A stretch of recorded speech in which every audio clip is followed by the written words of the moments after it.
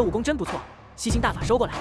石天玉穿越到明朝末年，幸运获得了超级仙侠联盟系赠送的神照功，别人练功要10年，石天玉只要片刻间，从此踏入高武宗武世界，开启逆天之路。游兵怒不可遏，发出怒吼，命令手下一起上前。他们眼见2个美丽的女子，心中早已燃起贪欲之火，瞬间双眼放出猩红的光芒。陈海及其手下立即挺起长剑，阻挡住了飞鹰帮的攻击。游兵站在一旁，持刀观战，眼中闪烁着凶光。打斗开始了，刀光剑影交错，场面十分激烈。陈海等人娴熟地运用武功，迅速地剿灭了大部分飞鹰帮的人。在不到20招的时间里，已经有1/3的帮众被斩杀。接着，陈海一招蟒蛇缠厄击败了郭玲，使其身中重伤倒地。游兵见状大感惊讶，意识到自己轻敌了。这次的对手不容小觑，他们来势汹汹，有备而来。陈海更是直接对他施展了致命一击，使得游兵受伤不轻。游兵咆哮着对陈海发起攻击，但陈海不再轻举妄动，小心应对。2人的刀剑交错，陈海的长剑竟被游兵的短刀打断。陈海心中暗自警惕，意识到自己之前对游兵的轻视是多么愚蠢。在激烈的战斗中，陈海发现了游兵的弱点，果断地发动了进攻。游兵感到背后一阵剧痛，回头一看，已经中了2柄长剑。2个丫鬟模样的女孩子站在他身后，冷漠地对他说道：“你的罪行不可饶恕，今日我们为民除害，正法天下。”游兵惨叫一声，最终身亡在自己犯下的罪行之中。与此同时，陈海的手下也成功剿灭了飞鹰帮的余党，只留下几个吓得魂飞魄散的逃窜者。陈海及其手下牵来马匹，来到2个女孩子身边。陈海向主使行刺的女孩子表示敬意，并感慨说：“果然是主子妙计，全歼了飞鹰帮。”这位女孩子虽然貌美，却露出果断的一面，指挥得当。不料，一名落魄的少年石天玉出现在场景中，请求女孩子帮助他。这引起了陈海等人的警惕，他们立即举剑围住了石天玉。石天玉为了营救父母，急于求援，却被误会为敌人。陈海下令将其杀死，但石天玉却展现出了惊人的武功，成功摆脱了险境。美少女只是手下追击石天玉，并派人追回被石天玉抢走的白龙宝马。同时，石天玉也在心中暗自决定，必须尽快营救自己的父母，毫不耽搁地策马狂奔而去。美少女站在原地，眼睛盯着石天玉，心中不禁生出疑惑。她见到石天玉的轻功非凡，开始怀疑他的身份。难道他是明教的余孽，神秘的草上飞谢文？但是谢文早已在江湖上名声显赫，怎么可能是个年轻人？难道他练成了明玉功，能够驾驭白龙马？而他刚刚又请美少女帮忙，这究竟是什么意思呢？美少女决定要弄清楚石天玉的底细，于是打算将杀飞鹰帮的事情嫁祸给他，以此来转移江湖中人的视线。这个计策就是敌已明，有未定，隐有杀敌的借刀杀人之计。他决心将这个计谋实施到底。石天玉骑着白龙马飞速前行，但却跑偏了方向，一路往南跑去。他突然意识到不对劲，急忙调转马头往北方跑去。白龙马并不认他的主人，始终顽固地朝着开封方向跑去，让石天玉气得怒火中烧。石天玉决定放弃骑马，一抓空中施展出神照功的第5招捉妖归来。他的掌法威力非凡，顿时将白龙马困在了飓风漩涡中，使其无法动弹。尽管白龙马拼命挣扎，但最终还是被石天玉镇压住了。面对激烈的对抗，白龙马竟然被转晕了，让石天玉感到一丝惊讶。他赶紧施展神功，助白龙马清醒过来。白龙马仍然不肯服输，坚持不起身，让石天玉感到无奈。为了哄骗白龙马，石天玉不得不拿出食物诱惑他，但白龙马却始终不为所动。这时，突然间几具骷髅从树林中飞出，向石天玉扑来，使得局势更加危急。石天玉面对骷髅的袭击，奋力施展各种掌法，与骷髅展开激烈的战斗。石天玉身躯虽然修炼着神功，但此刻也感受到了恐惧的冰冷。妖魔鬼怪是他素来所畏惧的存在。对付武林高手，他或许有一些把握，但对付这些来自阴暗深渊的怪物，他却束手无策。他心中忐忑，不敢多留恋那背着他飞奔的白龙马，怕自己的宠物也会受到妖魔的伤害。于是，他放手让白龙马独自逃离，转而全身心地应对眼前的危险。那一具骷髅发出的声音尖锐而阴森，像是从九幽之地传来的妖音。石天玉不禁浑身一颤，感觉到一股寒意从脚底冒上心头。他闭上眼睛，竭力压下内心的恐惧，全身本能地开始乱舞着手臂、拳头、脚步，每一招每一式都充满了他内心的恐惧与绝望。在他身边，6具骷髅张牙舞爪，但被他不停旋转的身影所困扰，无法对准目标，反而频频被他的攻击击中，发出脆弱的骨骼碎裂声。尽管石天玉闭着双眼，但他的身手却不凡，似乎是一股内在的力量在驱使他。他毫不犹豫地施展出名叫传奇中的黯然销魂掌。虽然内功受到了惊吓的影响，但他仍然全力以赴，每一掌都蕴含着他对生存的渴望与对妖魔的抵抗。6具骷髅被他的掌风所困，仿佛深陷洪涛巨浪之中，四处飘摇，最终纷纷化为碎骨，散落在地。当石天玉终于睁开眼睛时，周围已是一片寂静。阳光透过树叶的缝隙洒在他身上，清风拂过，带来了一丝清凉。他感到一丝安心，但心中仍然忧虑着父母的安危。白龙马的出现让他有了一线希望，他随即爬上马背，一路疾驰而去。在白龙马的驮载下，石天玉渐渐镇定了心神。然而，他隐约感觉到白龙马似乎在引导他前往某个特定的地方。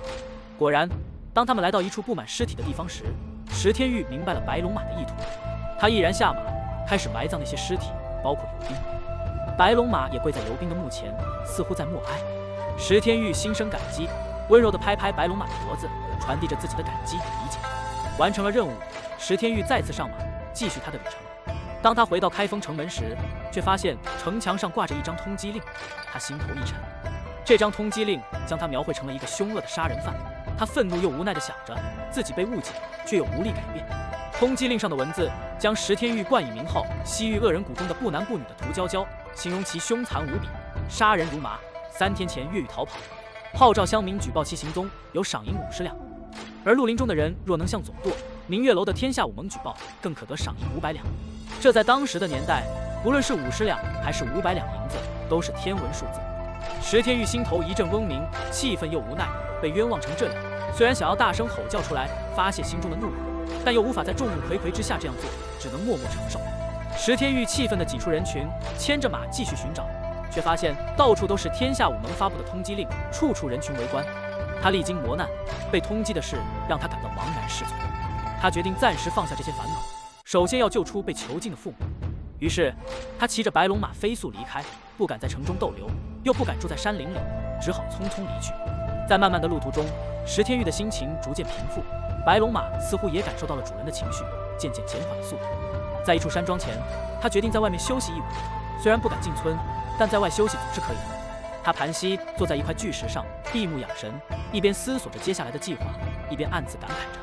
他对福王的行为感到疑惑，对自己父母的处境感到担忧，对自己的性别身份产生了困惑。就在他陷入沉思之际，突然传来一声凄厉的呼救声。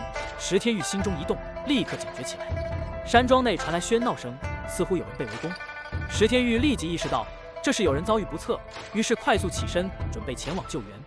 石天玉略一思索，头顶风声呼啸而过。尽管从未亲眼见过毁花大盗，但他能断定飞掠而过的黑影一定是毁花大盗许明友怀抱着那位姑娘。他心中决意，机会就像是头顶的一根毛，一旦抓住就别轻易放过，否则就会失去。被人泼上脏水，他必须洗清嫌疑，多管闲事，行侠仗义，扬名立万，否则他将永无翻身之日。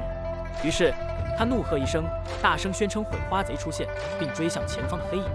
山村里的人群随之响应，带着火光一起追向山林。毁花大盗许明勇正挟持着白衣女子飞行，被石天玉的喝声吓了一跳，心生慌乱，不慎撞上大树。许明勇和女子摔落在草地上，他惨叫一声，女子因被点中灵台穴而疼痛难忍。石天玉迅速赶到，施展龙爪手，凶猛地袭击许明勇，企图将其围困。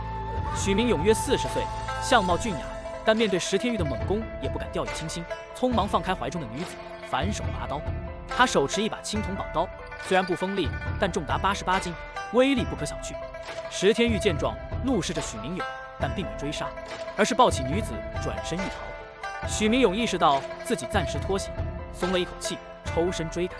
在纵横江湖20余年的生涯中，许明勇频遭追杀，但总能逍遥自在地活下来，显示了其高超的武功。此时他误以为有埋伏，慌乱之下撞树，随即恼怒地追赶石天玉。3人奔跑间，许明勇掏出化骨钉甩向石天玉，但被后者巧妙躲开。山村里的武林人士纷纷赶到，许明勇见人多势众，只得暂时撤退。他借力倒飞而去，不再追击。石天玉抱起女子落地，松开她的穴道，但女子身形不稳，只得借助树干才能站稳。她大约17、18岁，容貌甜美，皮肤光滑，身姿窈窕，泪眼娇羞，令人心生怜爱。武林众人纷纷感激石天玉的英勇行为，称赞他是年轻的英雄。一位50岁左右的长者前来致谢，并表示愿意报答他的恩德。石天玉谦虚地接受感谢，并未透露自己的真实身份。您是涂娇娇？美少女认出了石天玉的身份，由衷地感激他的救命之恩。尽管现场气氛庄严，她却天真地跳跃着，不顾形势地表达着感激之情。石天玉一怔，心头涌起一股焦虑，他害怕被误认为通缉犯。这种局面他早已经历过无数次，初出江湖的他就陷入了无数的麻烦之中，一次又一次的逃避，却总是被卷入更深的漩涡。此刻他听到这番话，内心不免激愤，恨不得立刻睡了眼前这个天真的少女，以证明自己并非那个神秘的涂娇娇。他匆匆地自我介绍道：在下曹景洲，虽然有相似之处，但我绝非涂娇娇。他心里庆幸自己的宝马不在身旁，而是去找食物了，否则那白龙马就成了他被指认为涂娇娇的证据。他的话引来了周围众人的热情迎接，纷纷称赞他是正派高手。石天玉面对着众人的热情，心中有些不知所措，但却感受到了众人眼中的异样。毕竟刚才那位美少女曾指认他为涂娇娇。美少女梅巧倩毫不拘束地出来解释了误会，介绍了身旁的各位门派掌门和高手，其中包括了华山派掌门华天罡。她连忙向华天罡行礼，表示自己的谦卑。随后梅仲秋详细地解释了龙泉山庄聚集众人的原因。原来因为中原武林发生了一系列血案，天下武盟发出了绿林令，要求武林中人集结到洛阳城的明月楼，共同分析案情。部分门派对案情有异议，因此引发了争论。为此，一些武林人士前来龙泉山庄商议。然而，他们意外发现了毁花大盗许明勇的踪迹。许明勇趁机劫持了梅巧倩，梅巧倩在被劫持的过程中被点了灵台穴，无法发声。幸好石天玉及时出手相救，才阻止了更大的危险。听完梅仲秋的解释，梅巧倩羞涩地承认了自己的错觉，并主动邀请石天玉进庄。梅仲秋也表示愿意帮助石天玉证明自己的身份，并提议让石天玉在庄中暂住一宿，以便明日再行。石天玉陷入了犹豫之中，但最终还是答应了梅仲秋的邀请。他亲自带领着石天玉进入龙泉山庄。山庄虽然隐藏在山林中，却豪华非凡，庄内景致优美。梅仲秋领着石天玉来到大厅，让他先沐浴更衣，然后亲自款待众人。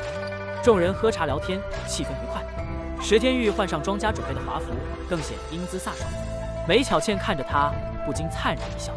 昆仑派和空洞派的弟子们都被梅巧倩的笑容迷住了，邹辉甚至喝茶呛到了眼泪，大家纷纷笑了起来。石天玉虽然不知道大家为何笑，但感到有些局促不安，毕竟这是他第一次独自面对这么多人。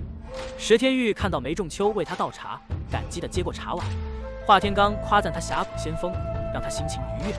不一会儿，石天玉喝了几大碗酒后，便昏昏沉沉地倒在桌上睡着了。秦燕和邹辉见状，心生不满，猜测梅巧倩对石天玉有意，心中妒火中烧。华天罡安排石天玉休息后，吩咐庄丁们引导秦燕和邹辉前往厢房休息。梅仲秋担心他们惹出事端，特地吩咐刘平去监督。其他弟子也纷纷告辞，华天罡和梅仲秋留在厅堂，两人商议对石天玉身份的担忧。他们觉得石天玉可能是涂娇娇，使用易容术让人难以识破。梅仲秋想要保护山庄安全，而华天罡提出了一计策。梅仲秋赞同，表示愿意合作。梅巧倩刚刚服侍石天玉入睡，回来时发现两位老者笑得心情舒畅，不禁好奇地问起：“喂，两位老头子，你们这么亲热，不怕丢了江湖的体面吗？”梅仲秋和华天罡尴尬地笑了笑，笑声掩盖了内心的烦忧。笑过之后，华天罡告辞离开，由庄丁引领去歇下。梅巧倩见状，好奇地问起刚才的谈话内容。梅仲秋叹了口气，向他述说了与龙泉山庄灾难有关的事情。梅巧倩惊讶地听着，脸色变得苍白，眼眶泛红，泪水忍不住地涌了出来。梅仲秋向梅巧倩解释道：“现在山庄的命运全凭他的一念之间。他母亲早逝，家财万贯，若不能找到合适的女婿与他共同继承，山庄将会面临灭顶之灾。”他叹息着告诫梅巧倩要为了山庄的未来着想。随后，他疲倦地告辞离去，留下梅巧倩独自思索。梅巧倩心情沉重，泪水不止，艰难地起身回房休息。第二天清晨，石天玉醒来，阳光明媚，他开始打坐修炼。这时，耳边突然响起了一个娇滴滴带点妖气的声音，称赞他昨晚的英勇行为，并特别奖励他一个空间储物柜。石天玉心中欣喜，这个储物柜可以解决许多问题。他匆忙要求将自己的宝马和宝剑装入储物柜，并准备一些生活用品。系统立刻响应，将他所需物品转移到储物柜中，引起了宝马的惊叫声，但并未引起其他人的注意。就在此时，有人来敲门，询问他是否起床。石天玉匆忙整理，然后去用餐。在婢女的服侍下，石天玉洗漱打扮，一边感慨修行的艰难，一边又担心父母的安危。他不由自主地吟诵起诗来，抒发内心的愧疚和忧虑。婢女见他泪洒锦衣，十分惊慌，担心自己的失职之罪。石天玉安慰他们不必如此，然后匆匆忙忙准备出门。外面的秦燕和邹辉偷听了石天玉的悲伤吟诗，心中对他的身份更加确信。秦燕离去禀报，而邹辉则留在外面继续监视。在厅堂，梅巧倩亲自端上点心，笑盈盈地邀请石天玉坐下品尝。她对他展现出亲切和热情，让石天玉感到心动，不禁表达了自己的喜爱之情。梅巧倩心中也感到不安和矛盾，担心石天玉的真实身份会给山庄带来麻烦。原来华天罡和梅仲秋昨晚的谈话，就是为了查明石天玉的真实身份，以保护龙泉山庄的安全。10多年来，明教的余孽、草上飞、神探谢文又重出江湖，而这一切与传说中价值连城的宝藏有着千丝万缕的联系。江湖风云变幻，隐藏在黑暗中的势力纷纷涌动，而华天罡心怀鬼胎，他眼中所见不仅仅是保全龙泉山庄，更是那些被埋藏的珍宝。在此危机四伏的时刻，梅仲秋和华天罡联手，旨在保全龙泉山庄和搜寻宝藏。而他们的最佳策略就是利用梅巧倩的美色去迷惑石天玉。两位老江湖虽然心怀鬼胎，但也是迫于形势，为了大计不得不设下灭人计。然而梅巧倩的心中却充满了犹豫和不安。她虽然心存感激，但又如何能忍心伤害曾经相救的少女？在龙泉山庄的一席宴会上，石天玉因为尴尬而表现得粗鲁，不断的狼吞虎咽，却又陷入了情感的泥沼中。梅巧倩则是心思纷乱，她试图坚持执行父亲的任务，却又在心中为石天玉的处境而感到心痛。就在这时，梅仲秋突然出现，打破了尴尬的气氛。他笑眯眯地对石天玉表示欢迎，并且表达了对他的赞赏和希望。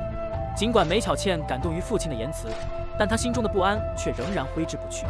梅仲秋的笑容中隐藏着对宝藏的渴望和贪念，即使他内心感受到了梅巧倩的纯真和善良，但在利益的驱使下，他仍然决定将石天玉纳入自己的计划之中。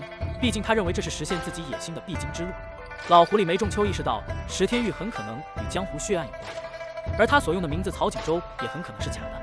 梅仲秋在龙泉山庄创造出一片温暖的氛围，却也隐藏着许多紧张的问题，这让初涉江湖的石天玉逐渐暴露了自己的底细。